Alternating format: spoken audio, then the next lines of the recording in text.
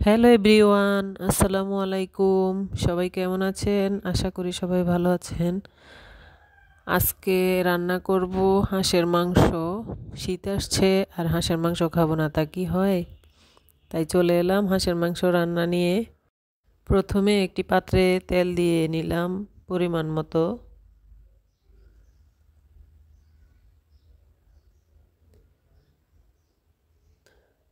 তেলটাতে আমি হাঁসের মাংসগুলো দিয়ে দিলাম, কারণ হলো আমি মাংসটা একদম সব মশলা একসাথে মেখে তারপর রান্না করব। এখন এই যে পেঁয়াজ দিয়ে দিলাম। পেঁয়াজ আমি এখানে বাটা ব্যবহার করেছি 1 কাপের মতো। হাঁসের মাংসে সব মশলা দিয়ে একসাথে ভালোভাবে কষিয়ে কষিয়ে ভুনা ভুনা করে রান্না করলে মাংসটা খেতে অনেক মজা লাগে। এখন এখানে আমি দিয়ে দিচ্ছি 1.5 টেবিল চামচের মতো আদা বাটা,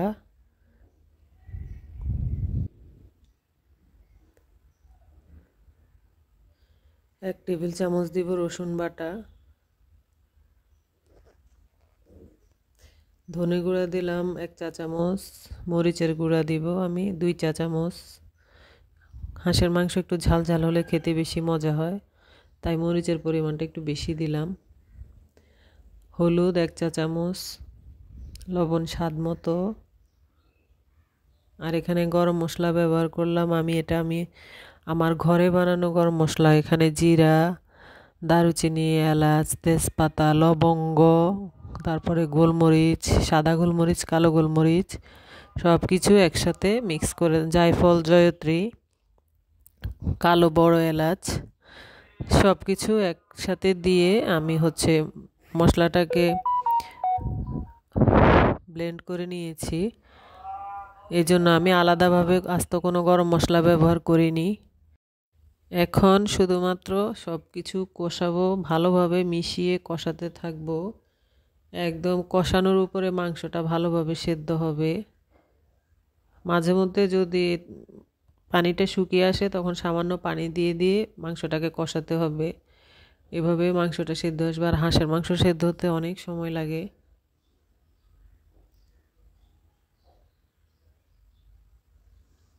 এভাবে নেড়ে চেড়ে অনেকক্ষণ কষাতে হবে। কষাতে কষাতে দেখা যাবে একসময় মাংসটা সেদ্ধ হয়ে আসছে।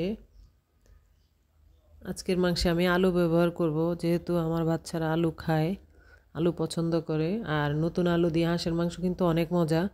অনেকে হাঁসের মাংসের সাথে আলু দিতে চান না, সেক্ষেত্রে না দিলেও পারেন।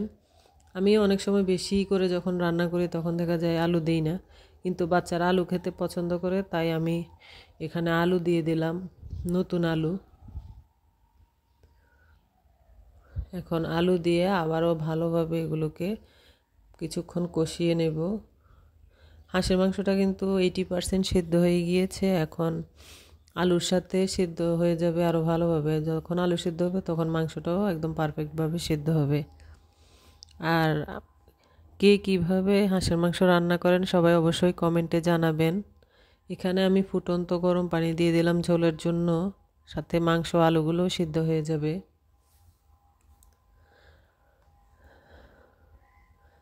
আমি আমি যেভাবে রান্না করি আমি সেভাবে আপনাদের সাথে শেয়ার করলাম। আর সবাই কমেন্টে অবশ্যই জানাবেন কে কীভাবে রান্না করেন। আর আমার রান্নাটা কেমন হয়েছে সবাই অবশ্যই কমেন্টে জানাবেন। আর আমার রান্না যদি ভালো লাগে সবাই অবশ্যই একটা লাইক, কমেন্ট এবং শেয়ার করবেন। আর আমার পেজটাকে ফলো দিয়ে পাশে থাকবেন। আমার রান্না কিন্তু কমপ্লিট।